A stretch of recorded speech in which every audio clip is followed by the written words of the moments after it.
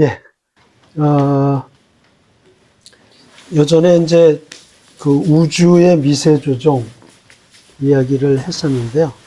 그 우주에 한 30여 가지 이상 되는 물리 상수들이 조금이라도 변경되면 우리 같은 생명체가 존재할 수 없고 또 우주 자체가 존재할 수 없도록 그렇게 아주 치밀한 값으로 정해져 있다 하는 걸 얘기했죠. 그래서 그게 저절로 그렇게 정해지는 것은 확률적으로 너무 불가능한 이야기고, 결국 하나님께서 우주를 창조하시면서 생명체가 존재할 수 있도록 우주의 그 여러 가지 물리상수를 아주 칼같이 맞춰 놓으셨다.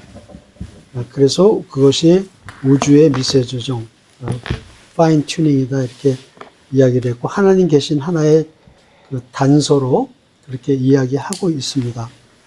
그래서 무신론자들이 그거를 부정하기 위해서 하나님 계시다는 걸 어떻게든 부정하고 싶어서 들고 나온 게 그 다중우주하고 인류원리라고 하는 철학적 개념이었는데, 다중우주는 사실 증명도 안 되는 거고 관측도 안 되는 거고 오로지 그냥 설일 뿐이죠. 설. 기독교에는 아주 그 디테일한 그 엄정한 요구를 하면서 자기네들의 그 다중우주 같은 거는 증거도 없고 관찰도 안 되고 그냥 설일 뿐인데, 그거는 또 자기네들이 들고 나오는 그런 좀 모순적인 태도를 무신론자들이 하고 있죠. 그 다음에 인류 원리라고 하는 거는 미세 조종의 원인이 뭐냐 하고 원인을 파고 들어갈 때 그것을 회피하는 회피 기술의 하나의 방법으로 들고 나온 건데, 사실 뭐 별 그 가치가 없는 거죠. 그런데 우리 지구에 우리 인간을 비롯한 그 짐승들이 존재하는, 그 생명체가 존재하는 것에는 우주의 미세 조종 외에 특별히 지구가 미세 조종 또한 돼 있다는 거죠. 그래서 우리가 지금 알다시피 우리 가까운 행성들 보면 수성이나 금성이나 뭐 아무 생명체가 없잖아요. 또 그 미국에서 그 세티라고 그래서 세티 프로젝트라고 그래가지고 우주의 외계에 어떤 생명체, 지적인 생명체가 있는지를 조사하기 위한 거를 몇십 년씩 하고 있는데 아무런 성과가 없죠. 생명체가 있다는 증거가 없어요. 물론 이제 있을 것이다라고 추측들은 많이 하지만, 그래서 지구가 사실은 되게 특별한 그런 행성이에요. 지구 같은 행성이 많이 있을 것이다라고 추측을 하지만 사실은 뚜렷한 증거가 없어요. 그래서 지구의 생명체가 존재하는 건 이사야 45장 18절에 있는 말씀 같이 하나님께서 특별히 지구의 생명체를 만드신 거 아닌가, 이렇게 일반적으로 추정을 할 수가 있죠. 대저 여호와께서 이같이 말씀하시되 하늘을 창조하시니 그는 하나님이시니 그가 땅을 지으시고, 그러니까 우주를 만드셨고 그 우주 가운데 지구를 만드셨으며 그것을 견고하게 하시되 혼돈하게 창조하지 아니하시고 사람이 거주하게 그것을 지으셨으니 나는 여호와라 나 외에 다른 이가 없느니라. 그러니까 지구를 생명체가 존재하게끔 조성하신 분이 하나님이시라고 하나님께서 본인이 직접 이사야서를 통해서 말씀하고 계시는 거죠. 그래서 지구도 생명체가 존재하기 위한 조건들이 매우 치밀하게 조정되어 있다는 거예요. 과학자들이 봤을 때는 우주의 그 미세 조정 못지않게 지구도 조정되어 있다, 이렇게 얘기를 하는 거죠. 그래서 지구는 특별하다는 거예요. 과학자들도 이렇게 별을 여러 가지로 분류를 하는데, 그 굉장히 지구가 속해 있는 그런 스타일의 별들은 우주에 있는 별들 중에서도 상당히 희귀한 쪽에 속한다고 그렇게 보고 있어요. 그래서 독특한 별이다, 이렇게 보고 있고요. 그 다음에 우리가 그냥 아무 생각 없이 태양계, 수금주와 목도, 천해명 이렇게 있다고 보는데, 명왕성은 이제 행성에서 제외되긴 했지만, 그것이 지구의 생명체하고 다 관련이 돼요. 그냥 아무 이유 없이 배열된 게 아니라는 거예요. 그것이 조금이라도 수금주와 목도, 천해명이 조금이라도 다른 위치에 있다면 지구의 생명체 존재가 좀 어렵다는 거죠. 그러니까 그 배열 자체도 상당히 조정되어 있는 배열이라는 거예요. 최적의 상태를 유지하고 있다는 거죠. 예, 그래서 지구에 지금 우리 인간 같은 생명체가 존재하기 위해서는 여러 가지 요소들이 치밀하게 조종되어서 맞아떨어져야 되는데 그 휴로스라고 하는 과학자가 그거를 전부 추적을 했어요. 그래서 보니까 생명체가 지구에 존재하기 위해서 맞아떨어져야 되는 조건 항목들이 322가지라는 거예요. 어마어마하게 많은 거죠. 그것들이 너무나 조화롭게 322가지가 맞아떨어져 있기 때문에 생명체가 존재하는 거지 그냥 존재하는 게 아니다라는 게 이 휴 로스 박사의 주장이에요. 여러 가지 요소들이 있죠. 근데 그 중에서 대표적인 거 몇 가지만 들어보면 그런 거예요. 물, 그 다음에 적정한 산소, 이산화탄소, 질소의 비율, 대기압의 크기, 또 지구 자기장의 존재, 그 다음에 공전 궤도, 태양을 공전하는데 그 골디락스 존이라고 부르는데 생명체가 존재할 만한 너무 뜨겁지도 않고 차지도 않은 그 궤도가 있어요. 그걸 골디락스 존이라고 하는데 지구가 그 골디락스 존이라는 거야. 그 다음에 지구의 자전이 없으면 생명체가 존재하기 힘들게 되죠. 또 자전의 그 속도, 그 자전의 그 길이 이런 것도 다 관계가 되고요. 또 달도 생명체 존재에 굉장히 큰 역할을 해요. 달이 그냥 떠 있는 게 아니라 떠 있어야만 생명체가 제대로 존재할 수 있는 그런 역할을 달이 또 한다는 거죠. 태양계 아까 말씀드린 그 배열도 그렇고 또 개길식 같은 게 그 하나의 신비를 드러내주는 또 표징이 되고 있어요. 그런 것들을 몇 가지 이제 살펴보려고 하는데 일일이 설명드리기가 다 힘들어서 그냥 동영상으로 만들어져 있는 것들이 있어요. 3개가 있는데 그걸 그냥 쭉 보면서 그 내용을 정리를 하도록 하겠습니다.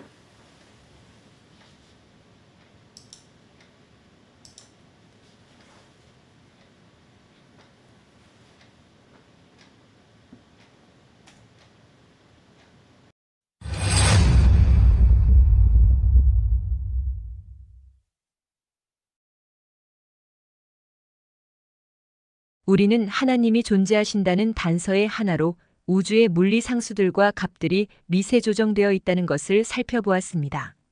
그런데 사실 우주의 물리 상수 외에 지구 하나만 살펴보더라도 생명체가 존재하기 위한 조건들이 너무도 치밀하게 조정되어 있다는 사실을 알 수 있습니다.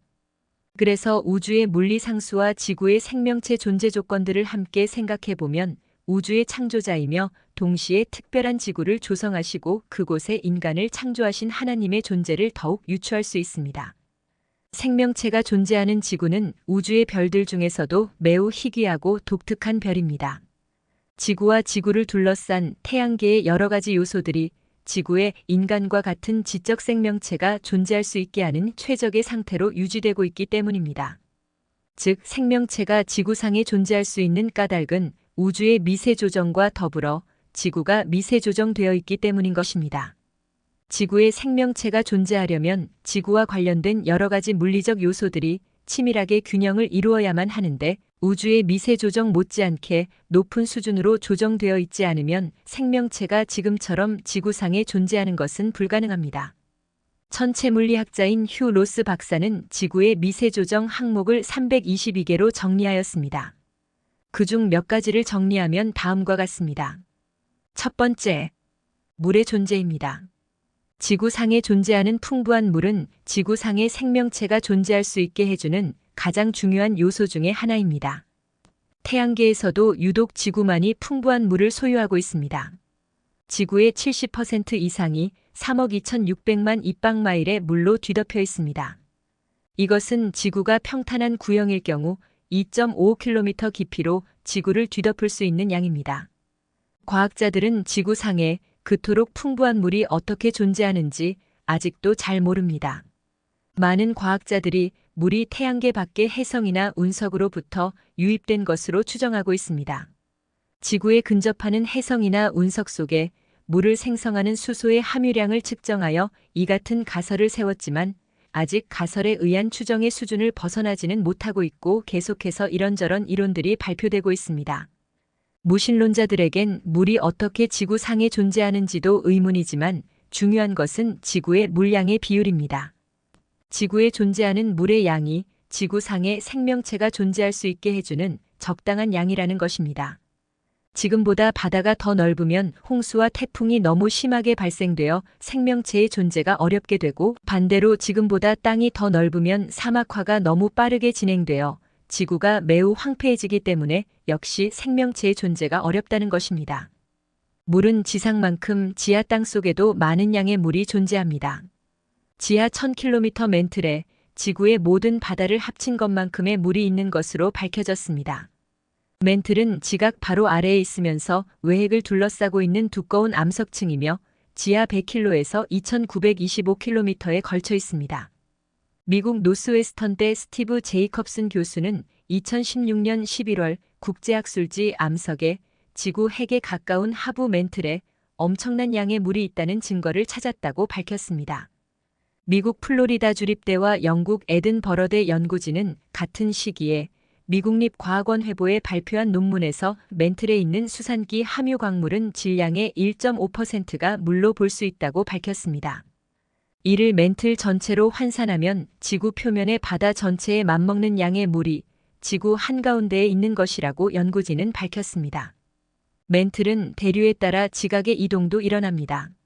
제이컵슨 교수는 이번 연구의 의미는 지구의 물순환이 생각한 것보다 훨씬 거대하다는 것이라며 결국 지구 심층부의 물이 지각활동의 윤활유 역할을 한다고 밝혔습니다.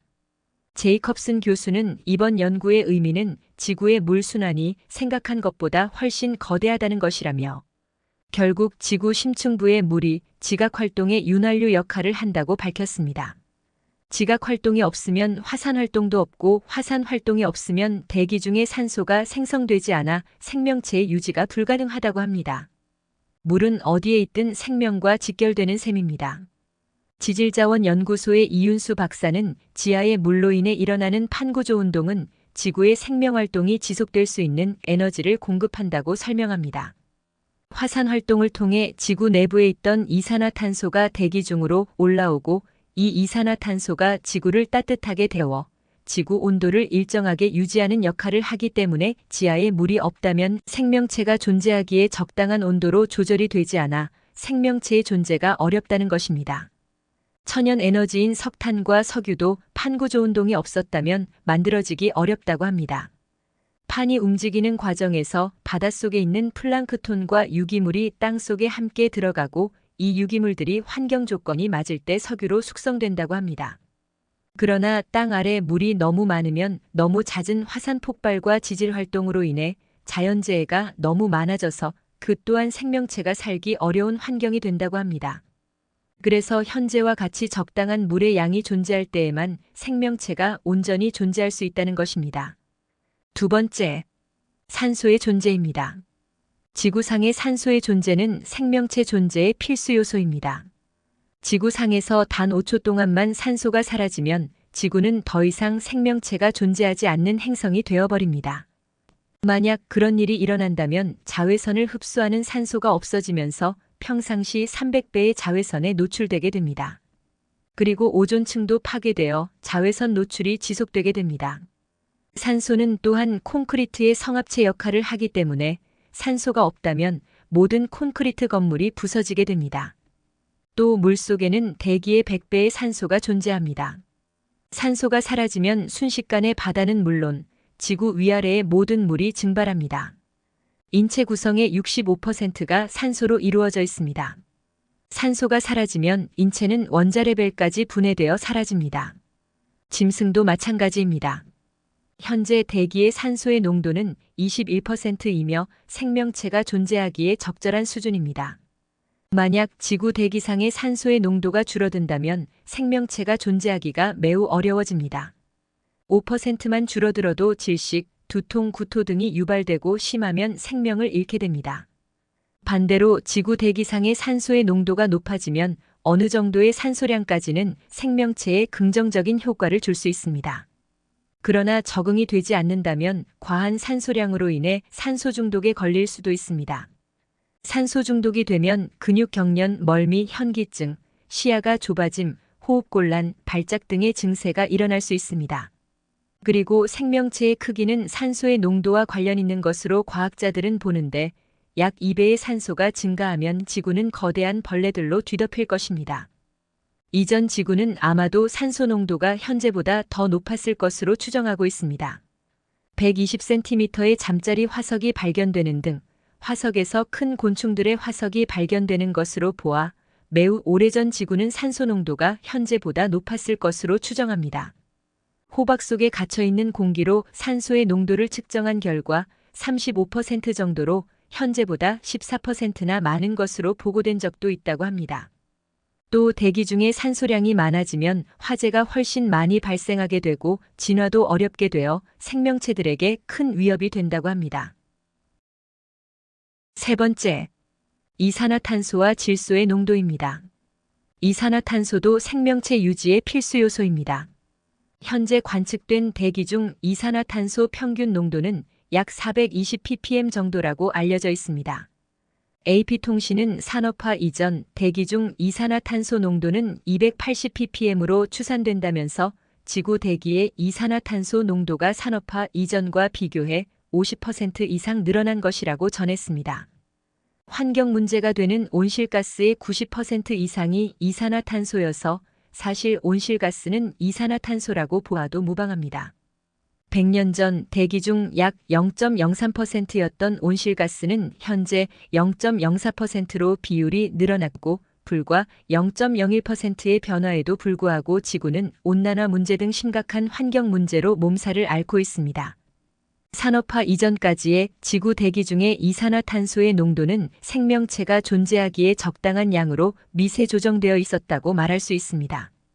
하나님이 조정해 놓으신 이산화탄소량을 인간이 망치고 있는 중인 것입니다. 대기 중의 질소의 농도는 약 78%로 알려져 있습니다. 특히 질소는 식물의 성장에 큰 역할을 하는데 적절한 질소의 양이 지구상의 생명체 존재에 매우 중요합니다. 인간은 질소를 필요로 하는데 인간의 몸을 구성하는 단백질에 질소가 포함되어 있기 때문입니다. 인간은 질소를 식물을 통해서 섭취하는데 식물은 성장하는데 질소를 또한 필요로 합니다. 질소는 산소와 결합하여 산화질소가 되는데 이 산화질소는 우리 인체에 매우 중요한 역할을 합니다. 산화질소는 심혈관계에 작용하거나 면역계에 작용하는 등 여러 가지 중요한 역할을 합니다. 만약 질소가 적어지면 식물의 성장이 제대로 되지 않아 식량 문제가 심각해집니다. 식물을 제대로 섭취하지 못하면 인간도 생존하기 어렵습니다. 질소와 산소와의 적정한 비율이 생명체의 생명 유지에 매우 중요합니다. 공기 중의 질소는 약 78%, 산소는 21%의 비율인데 만약 질소량이 증가한다면 상대적으로 산소의 비율이 낮아져 산소 부족으로 인한 문제가 발생하게 됩니다. 인간은 공기 중 질소 농도가 84%보다 높아지면 판단에 장애가 생겨 위험에 처해 있음을 인식하지 못할 수도 있고 약 10% 정도 더 높은 94%의 농도에서는 몇 번의 심호흡만으로도 사망할 수 있다고 보고되어 있습니다. 그래서 대기 중의 질소와 산소의 비율이 생명체가 존재할 수 있게 적정량으로 미세 조정되어 있다고 볼 수 있습니다. 네 번째, 대기압입니다.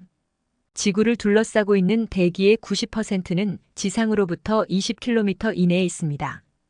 이렇게 많은 공기가 아래로 작용하는 힘을 대기압이라고 하는데 우리는 왜 그런 대기압을 느낄 수 없을까요? 공기의 무게에 해당하는 대기압은 인체 내의 압력과 같아서 결국 우리에게 작용하는 추가의 힘이 없기 때문에 대기압을 느낄 수가 없는 것입니다. 이것은 마치 물속의 물고기가 물의 무게를 느끼지 못하고 자유롭게 움직일 수 있는 이유와 같습니다. 물속에서는 물이 든 플라스틱 주머니에 무게가 없고 공기 중에서는 공기 무게를 느끼지 못합니다. 일기압이란 인간의 몸 안이 유지하고 있는 압력입니다. 지구의 대기압이 몸을 일기압으로 누르고 있기 때문에 몸 안에서 같은 힘으로 밀어내고 있는 것입니다. 일기압은 1평방미터를 약 10톤의 무게로 누르는 힘에 해당합니다. 대기압은 평소 우리가 느끼지 못하고 있을 뿐 우리 주위의 압력은 우리 몸의 상태에 크나큰 영향을 미칩니다. 20%의 산소와 80%의 질소로 구성되어 있는 지구의 대기는 약 5.5km의 해발 고도에서 공기 밀도가 지상에 비해 약 절반 정도로 약해집니다.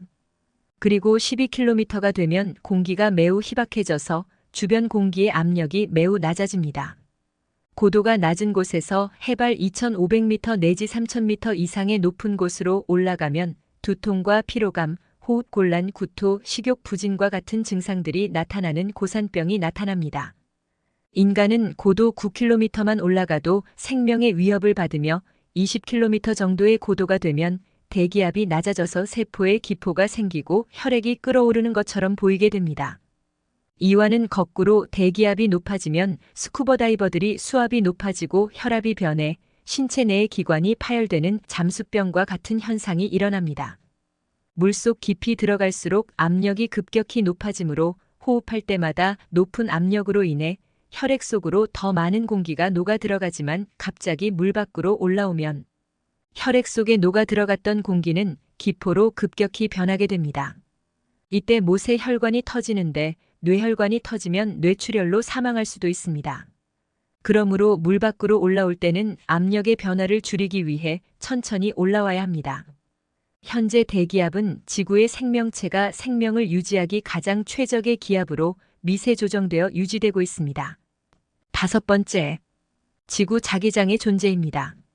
지구 자기장은 우주 밖에서 날아오는 고에너지 입자로부터 생명체가 살고 있는 지구를 보호해주는 방패 역할을 합니다. 아이러니컬하게도 이 같은 사실을 확인할 수 있는 현상이 극지방 근처의 아름다운 장관을 선사하는 오로라입니다. 오로라는 지구 표면으로 들어오지 못한 고에너지 입자들이 지구 자기력선을 따라 극지방으로 이동하면서 상층 대기와 충돌할 때 발생하는 빛입니다. 자기장이 없어진다면 지구의 생명체나 시설은 태양으로부터 나온 고에너지 입자에 그대로 노출될 것입니다. 만일 이런 고에너지 입자가 인체에 닿아 체세포에 들어가면 염색체 이상이나 나아가 암을 일으킬 가능성이 있습니다. 인체에 대한 영향뿐만 아니라 지상에 존재하는 모든 전자기기는 에너지가 강한 입자의 피폭을 받으면 작동 불능 상태가 될 수 있습니다. 지구 자기장은 태양으로부터 나오는 태양풍으로부터 우리 지구를 지켜주는데 더 정확히 말하면 지구가 아니라 지구 대기를 지켜줍니다. 태양풍은 이름 그대로 바람처럼 날아옵니다. 태양풍을 이루는 것은 주로 알파선과 베타선이라고 부르는 방사선입니다. 투과력이 약한 알파선과 베타선은 대기를 뚫고 내려오기 힘들어서 우리를 위협하지 않습니다. 문제는 이들이 바람처럼 물체를 밀어낸다는 점입니다. 지구 자기장이 없으면 태양풍이 지구 대기에 직접 부딪히면서 바람이 모래를 날리듯 대기를 깎아서 우주로 날려보내고 이로 인해 대기층이 얇아집니다. 대기층이 얇아지는 건 심각한 사건입니다. 태양풍엔 자외선과 감마선도 있는데 이들은 투과력이 높은 전자기파라서 자기장의 영향을 받지 않습니다. 우리가 지구에서 살 수 있는 것은 대기에 있는 오존 같은 물질이 이들을 흡수해서 줄여주기 때문입니다. 그러므로 대기가 줄어들면 자외선, 감마선이 늘어나면서 피부암과 같은 여러 가지 질병이 증가하게 되고 나아가 자기장이 사라져서 태양풍이 계속 충돌하면 대기는 점점 줄어들어서 화성이나 달처럼 황량한 세상이 되어버리고 맙니다. 이런 일이 생기지 않게 막아주는 것이 바로 지구자기장입니다. 일부 과학자들은 지구자기장이 사라지면 빙하기가 찾아올 수 있다고 이야기합니다. 지금은 지구자기장이 지구에서 멀리 떨어져 지나가는 태양풍의 입자를 잡아서 지구 주변에 머무르게 하고 여기에서 흘러나온 에너지가 지구를 데우는 데 도움을 주지만 지구자기장이 사라지면 지구에 직접 부딪히는 태양풍의 물질 외에는 우주로 날아가 버리기 때문에 지구의 온도가 내려가서 빙하기에 들어갈 수 있다는 것입니다. 지구자기장이 약해져서 지구보호막이 사라지거나 태양풍이 일시적으로 커진다면 요한계시록 16장 8절과 9절에 기록된 대로 사람들이 태양열에 의해 태움을 입는 예언이 성취될 수 있다고도 일부 학자들은 말하기도 합니다. 넷째 천사가 그 대접을 태양에 쏟음에 태양이 권세를 받아 불로 사람들을 태우니 사람들이 크게 태움에 태워진지라. 6번째, 지구의 공전궤도 범위에 대한 것입니다. 지구는 소위 골디락스라 부르는 태양 주위의 공전 궤도를 도는데 그 궤도는 너무 기온이 높거나 너무 낮지 않고 또 너무 크거나 작지도 않으며 다른 항성과의 거리도 너무 멀거나 가깝지 않기 때문에 생명체가 살 수 있는 영역을 말합니다. 이 궤도는 약간 타원이면서도 거의 원형의 궤도를 돌고 있는데 타원의 궤도이면서도 골디락스의 범위를 벗어나지 않습니다. 이 지대는 액체 상태의 물이 존재할 수 있는 곳으로 너무 뜨겁지 않아서 물이 끓어 없어지는 것을 막아주며 또 너무 춥지 않아서 물이 고체로 얼어버리는 것을 막아줍니다. 행성의 액체 상태의 물이 존재하려면 그 행성은 표면이 고체이어야 하며 표면에서의 대기는 충분한 압력을 제공하여 물이 증발하는 것을 막아줘야 합니다. 사실상 지구에서는 물이 세 가지 상태, 즉 액체, 얼음의 형태인 고체, 수증기인 기체로 존재할 수 있으며 그들 사이에서 비교적 쉽게 변형할 수 있습니다. 만약 지구의 궤도가 현재보다 더욱 많이 타원의 궤도를 돈다면 골디락스의 범위를 벗어나게 되고 온도에 많은 변화가 일어나게 되어 생명체가 살기에 적합하지 않은 환경이 될 것입니다. 7번째, 지구의 자전에 관한 것입니다. 지구는 지축을 중심으로 하루에 한 번씩 자전을 함으로써 낮과 밤이 변하고 일몰과 일출 때 구름이 다양한 색깔을 나타내게 됩니다. 지구의 자전은 지구 주위의 온도를 고르게 하여서 어느 한 부분이 매우 춥거나 매우 덥지 않도록 해줍니다. 지구의 자전하는 면이 마치 달이 지구에 대해 그러하듯이 태양 쪽으로 고정되어 있다면 한쪽 면이 영구적으로 태양을 향하고 있게 되어 타는 듯이 뜨거울 것이며 다른 쪽 면은 영구적으로 얼어있는 암흑일 것입니다. 그리하여 생명체가 살 수 있는 부분이 극히 적어질 것입니다. 8번째, 달의 존재입니다. 매 29.5일마다 지구를 공전하는 달은 지구의 생명이 살기 적합하게 하는 중요한 역할을 담당합니다. 우리 달의 질량은 지구의 80분의 1 정도로서 태양계에 있는 60개 이상의 다른 달들보다 훨씬 큽니다. 달의 존재 역시 지구상의 생명체의 생존과 큰 관련이 있습니다. 가장 두드러진 영향 중에 하나는 전 세계 해양의 조류를 일으키는 근본적인 원인이 된다는 것입니다. 우리는 매일 2번의 반복되는 만조와 간조, 즉 밀물과 썰물을 겪습니다. 이러한 조류는 전 세계의 만이나 강억 위의 연안수를 순환하고 산소를 발생시킴으로써 해양 생태계를 촉진하고 해양 정체로 인한 부패를 방지하는 데 필수적입니다. 태양계에 있는 다른 달처럼 우리의 달이 훨씬 작다면 조류는 연안의 생명체를 지탱하기에 부족했을 것이며 달이 만약 지금보다 더 컸거나 더 가까웠다면 밀물 썰물이 너무 심해서 육지 전체가 바닷물로 덮일 수도 있었을 것입니다. 달은 그 크기도 적당하고 거리도 적당히 있어서 지구의 생명체들이 생존하는 데 큰 역할을 하고 있습니다. 또 지구의 자전축 역시 달의 중력에 의해서 안정적으로 고정됩니다. 만약 달이 없었다면 지구는 쓰러져가는 팽이처럼 자전축이 크게 흔들리거나 아예 똑바로 서 있어야 합니다. 그리고 두 상황 모두 생명체가 살기 어려운 극한의 환경을 만들어내게 됩니다. 또 달이 없다면 지구의 자전이 빨라집니다. 그래서 하루가 8시간 정도로 줄어들게 됩니다. 자전 속도가 너무 빨라지면 바람이 엄청나게 강해지고 인간이나 새 같은 동물은 살기 힘들어집니다. 9번째, 태양계와 지구의 관계입니다. 태양계를 보면 지구의 생명체가 존재하기 위해서 마치 태양계 전체가 설계되어 있는 것 같은 기분을 떨쳐버릴 수 없습니다. 우리의 태양은 지구의 생명체가 존재하기 위해 완벽한 조건을 가지고 있습니다. 그것은 너무 작지도 않고 너무 크지도 않습니다. 태양이 지금보다 작다면 지구는 너무 어둡거나 추워서 생명체가 존재하기 어려울 것입니다. 또 태양이 지금보다 크다면 지구가 너무 뜨거워서 아마도 모든 것이 숯불구이처럼 되었을 것입니다. 태양과 지구와의 거리도 지구의 생명체가 존재하기 위해 매우 중요한 요소입니다. 태양과 거리가 가까우면 지구의 온도가 너무 높아져서 생명체가 존재하기 어렵습니다. 반대로 태양과의 거리가 멀면 지구의 온도가 너무 낮아져서 생명체가 존재하기 역시 어렵습니다. 우리의 태양은 다른 별처럼 강렬한 폭발 활동이 없으며 현저하게 온화하고 안정적입니다. 즉 태양은 다른 별과 같은 거대한 플레어와 펄스가 없습니다. 다행히 우리의 태양은 아주 약한 플레어만 발생하므로 우리의 바다가 끓거나 하는 엄청난 환경악화가 일어나지 않습니다. 만약 태양이 안정적이지 못하여 너무 강력한 태양 플레어가 발생한다면 지구 자기장의 존재에도 불구하고 지구 주변의 우주기상에 큰 악영향을 미치게 됩니다. 또 양성자 폭풍이라고 알려진 일련의 고에너지 입자의 흐름이 발생하는데 양성자는 인체를 통과하며 인간에게 생화학적인 피해를 크게 입히게 됩니다. 태양으로부터 나오는 모든 종류의 빛의 총에너지와 지구 표면에 도달하는 양의 비율을 태양상수라고 합니다. 태양에서 방출되는 에너지를 100이라고 하면 그중 30%는 우주 공간으로 반사되고 20%는 대기에서 흡수되며 약 50%만 지표면에 도달하여 우리가 이용할 수 있는 에너지원이 됩니다. 태양상수, 즉 지구에 도달하는 태양에너지 입사량은 약 1361평방킬로와트로 지난 400년간 플러스 마이너스 0.2% 내외의 변화만 보이고 있을 뿐입니다. 우주의 모든 항성의 95%의 별이 태양보다 훨씬 많은 치명적인 플레어를 발생하는 데 반해 태양은 약 5%에 해당하는 분광 집단에 속하는 별로 매우 안정적이고 특별한 별입니다. 또 하나 우리를 놀라게 하는 것은 개기일식입니다. 태양과 지구와 달의 크기와 거리와 관계되는 개기일식은 사실 매우 놀라운 현상입니다.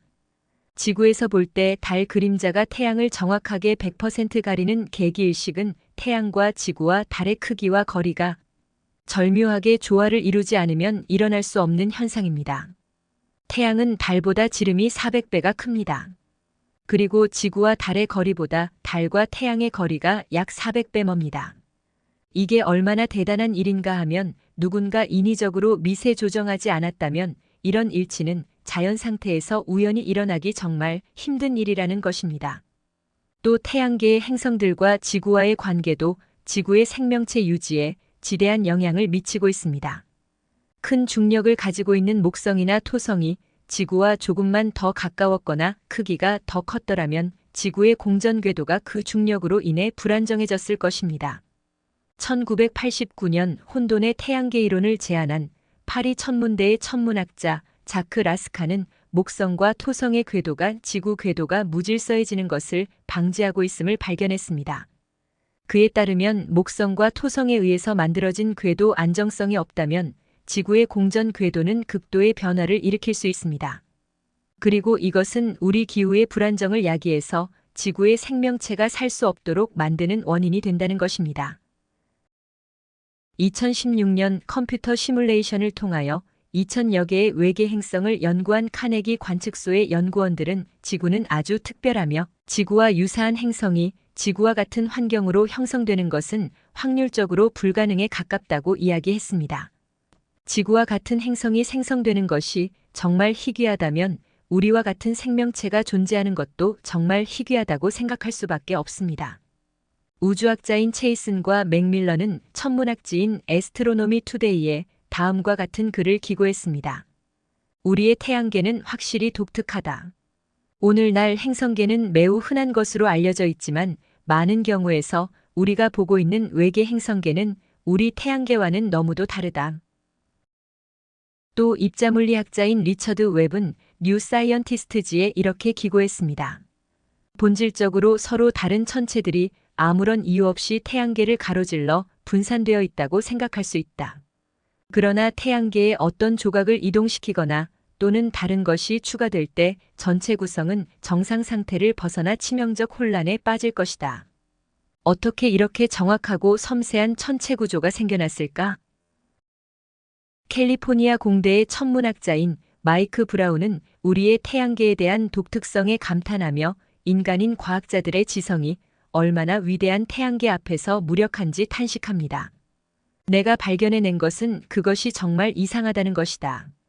이 모든 것이 무엇을 의미하는 것일까? 난 잘 모른다. 우리는 여전히 우리가 어떻게 여기까지 왔는지에 대한 기본조차 이해하지 못하고 있다. 생물체들이 우주에서 견딜 수 있는 한계 범위는 극도로 좁습니다. 우주에 어떠한 다른 행성들이 있다 하여도 다른 생물체들이 있다고 생각하는 것은 쉽지 않습니다. 왜냐하면 생물체가 존재하기 위해서는 매우 극도로 많은 필요 조건들이 있어야 하기 때문입니다. 이러한 조건들과 모든 다른 기본적인 요건들이 모두 우연히 동시에 존재하게 될 수학적 확률은 천문학적으로 낮습니다. 사실 이러한 확률은 거의 제로라고 생각하는 것이 합리적일 것 같습니다. 지구에서만 유일하게 관측되는 이러한 생명체에 필요한 선행 조건들과 필수 요소들이 적절하게 조합되어 존재한다는 것은 지적인 그리고 어떤 목적에 의한 설계임을 증거하는 것이라고 생각할 수밖에 없습니다. 지구와 같이 물을 가지고 있다면 생명체가 존재할 것 같이 쉽게 말들을 하지만 그것은 너무나 단순한 생각입니다. 천체물리학자인 휴 로스는 이런 322개의 지구의 미세조정 항목들이 모두 우연히 이루어질 확률을 10의 304승분의 1이라고 계산하고 있습니다. 과학자들은 우주의 생명체가 살만한 행성의 수를 최대 10의 22승계 정도로 추산하고 있습니다. 10의 304승분의 1인 휴 로스의 확률이 맞다면 10의 22승계의 행성수에도 불구하고 생명체가 존재할 가능성은 확률적으로 매우 희박해집니다. 지금까지 우리가 지구상에 존재하는 것은 우주의 물리상수의 미세조정뿐만 아니라 휴 로스 박사가 322개나 거론한 여러 가지 지구 관련 요소들이 절묘하게 조정되어 있기 때문에 가능하다는 것을 살펴보았습니다. 그래서 우리는 논리적으로 이사야 45장 18절의 말씀을 인정하는 것이 합리적이라는 결론에 도달하게 됩니다. 대저 여호와께서 이같이 말씀하시되 하늘을 창조하시니 그는 하나님이시니 그가 땅을 지으시고 그것을 만드셨으며 그것을 견고하게 하시되 혼돈하게 창조하지 아니하시고 사람이 거주하게 그것을 지으셨으니 나는 여호와라. 나 외에 다른 이가 없느니라. 네. 그러니까 저희가 보통 생각은 못했지만 보통 과학자들이 다른 행성에 물이 있으면 생명체가 있을 가능성이 높다라고 아주 쉽게 얘기를 하는데 그렇지 않다는 거예요. 물만 있어가지고 안 되고 지금 9가지, 한 몇 가지만 봤는데 태양계의 구조 자체도 지구의 생명이 존재하기 위해서 아주 정밀하게 설계되어 있는 것 같다는 거죠. 공전궤도, 자전속도 이런 거 조금만 변경됐어도 생명체 존재하기 어렵고 태양이 너무 에너지가 강했거나 줄었거나 이래도 문제가 되고 지구와 태양과의 거리가 조금 달라져도 그렇고 또 목성, 토성 이런 그 행성들이 주변에 적당한 거리를 유지하지 않았다면 또 그래도 지구에 생명체가 존재하기 어렵고 산소, 질소 이런 거의 비율이 하필 왜 78%, 21%냐는 거죠.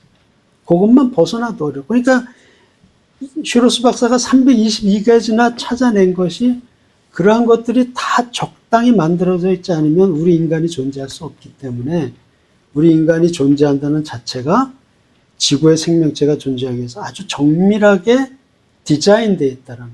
설계되어 있기 때문에 결국 지구에 인간이 존재한다는 거, 우주가 이렇게 존재할 수 있다는 것 자체는 하나님이 안 계시면 도저히 설명할 방법이 없다는 거죠. 거기다가 우리가 앞에서 봤던 여러 가지 그 철학적 논증, 라이프니츠나 뭐 칼람의 논증이나 그런 논리적인 합리성으로 따져봐도 하나님이 안 계시면 도저히 존재라는 자체가 존재할 수 없다. 결국은 이러한 그 로마서에서 바울 선생이 했던 같이 만물을 보면 하나님 계시다는 거 우리가 알 수 있다는 것이 이렇게 드러난다는 거죠. 네. 그래서 우리가 조금 전에 봤던 이사야 45장 18절 말씀이 하나님이 직접 하신 말씀인데 그거를 당연히 받아들일 수밖에 없다는 거죠. 그래서 지구에 생명이 존재하게 된 배경은 앞에서 얘기했던 우주의 미세조정, 지구의 미세조정에 의해서 존재한다는 거. 그것이 우연히 생겼다고 보려면 우주의 미세조정 확률 어마어마하게 희박했잖아요. 거기다가 지구의 미세조정 확률 어마어마하게 희박했는데 그 두 개를 합치면 더더군다나 희박해진다는 거예요. 자연적으로 생겨날 확률이. 거기다가 철학적 논증까지 더하면 도저히 하나님을 부정할 수가 없게 돼요. 인간의 이성으로. 그래서 우주의 미세조정이 결국 가리키는 것은 태초에 하나님이 천지를 창조하시니라. 이 결론에 도달할 수밖에 없다는 거죠. 그래서 느헤미야가 이렇게 고백을 했어요. 오직 주는 여호와시라 하늘과 하늘들의 하늘과 1월 성신과 땅 위의 만물과 바다와 그 가운데 모든 것을 지으시고 이것들을 다 보존하시며 하늘의 군상이 주께 경배하나이다. 이런 고백을 할 수밖에 없다는 거죠. 이게 옛날에 이런 고백을 했고 현대에 와서 과학이 발전했다고 해서 이런 고백이 안 되는 게 아니라 더더군다나 과학이 발전되고 보니까 더더군다나 이런 고백을 하지 않을 수 없는 상황에 이르르고 있다 하는 거죠. 그래서 이 세상을 살펴봤을 때 하나님의 존재를 우리가 확인할 수 있는 것은 이런 식으로 확인할 수 있다라는 말씀을 드렸습니다. 그래서 미세 조정에 대한 얘기는 이제 오늘로 끝나고요. 뭐 질문사항 혹시 있으신가요? 뉴스는 그 학자가 322가지 미세 조정 저기를 발견했다고 했는데 발견한 게 322가지지. 예. 더 될 수도 있다. 그렇죠. 더 될 수도 있는 거죠. 찾아낸 것만 고르는 거예요. 연구를 거기까지밖에 못한 거죠. 발견. 그러니까 도저히 세상을 보면 하나님 없이 우연히 저절로 이건 정말 비논리적인 얘기예요. 비합리적인. 그냥 무에서 저절로 생겼고 막 그것이 이렇게 조성이 돼가지고 저절로 이런 그 생명체가 생겼고 인간이 존재한다. 아까 그 말이 안 되죠. 네. 바다에서 네. 물고기들이 그 물의 무게를 못 느끼고 그 살아가는 게 그게 뭐라고 그러셨죠? 수압인데요. 아니 근데 대기압. 기압 때문에 예, 결국 못 느끼고 살아가는 예. 거예요. 그 기압을 이기도록 돼 있는 거예요. 고기들이. 그러니까 점점 심해로 내려갈수록 기압이 커지잖아요. 심해 물고기들은 그 기압을 이기도록 자기 기압이 형성되어 있는 거예요. 똑같아요. 네. 그런데 인간이 거기를 억지로 잠수함 타고 내려가잖아요. 그 기압을 이기려면 어마어마하게 강하게 설비가 돼요. 그 몇 년 전에 사고 있었죠. 그 자기가 사기업에서 자기 잠수정 만들어가지고 그 세계 갑부들 5명인가 거기 태워가지고 들어갔다가 한순간에 그 수압에 찌그러져가지고 죽은 사건이 있었죠. 너무나 그 수압이 크기 때문에 그 찌그러지는 속도가 0. 몇 초밖에 안 된대. 그러니까 자기네들이 느끼는 것조차도 못 느끼고 그냥 죽어버리는 거죠. 그만큼 수압이 강하고 그 잠수병 있잖아요. 그 잠수부들 올라올 때 천천히 조심해서 올라와야 돼요. 그걸 갑자기 쫙 올라오면 그 내부에 형성되어 있던 기압하고 대기압하고 완전히 언밸런스 돼가지고 그 금방 잘못하면 죽고 그러죠. 그래서 잠수부들이 올라올 때 굉장히 조심하고 그 잠수부 일을 많이 하신 분 얘기 들어보니까 오랜 경력이 있어도 실수를 한대요. 그래서 굉장히 위험하고 자기 동료들 중에도 그 사고로 죽은 사람이 있고 그렇다고 굉장히 위험한 직업이더라고요. 예전에 그 무슨 영화 있었는데 그 잠수하는 이태리 배경으로 영화인데 이제 UFO에 대해서 이제 얘기들이 나오잖아요. 우주에 예전에 장목사님 당시 시작했던 그 1963년도 신학교 입학했는데 누가 그런 질문을 교수님한테 우주인들이 오면 어떻게 합니까? 근데 교수님 전도하면 되지.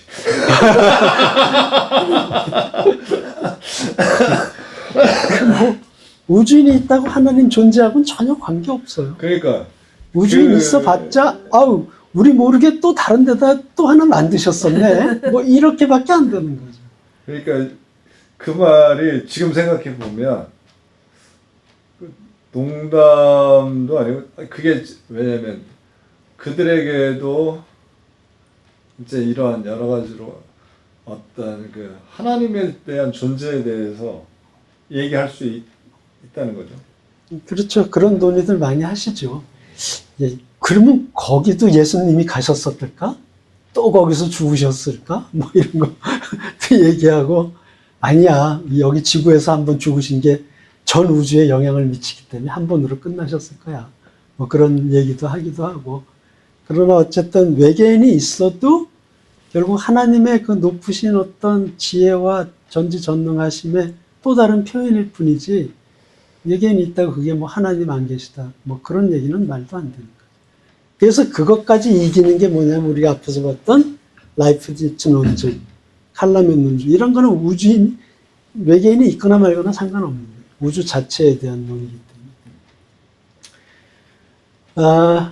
그래서 오늘은 이제 여기까지 하고요. 다음 시간에는 좀 재밌는 건데, 한동안 그렇게 무시됐던 건데 요새는 무시하지 못하고 상당히 중요하게 생각을 하는데, 임사 체험에 대한 이야기를 좀 하겠습니다. 그 죽음에 이르렀던 사람들이 죽었다가 다시 살아나면서 체험했던 게, 요새는 그 기독교에서 그거를 굉장히 점점 중요시 여겨하는 곳에 들어가게 돼 있어요. 그래서 거기에 대한 언급을 좀 하겠습니다. 그래서 우리가 죽으면 끝나는 게 아니라, 전에 이제 우리가 영혼, 육 세 가지를 얘기했는데, 영은 여전히 그런 인사 체험을 하게 돼 있는 그런 것에 대해서 얘기를 좀 재밌는 얘기가 될 것 같아요. 다음 주 참석해서 들으시기 바랍니다. 자, 오늘은 여기까지 하겠습니다. 네. 네, 수고하셨습니다. 네.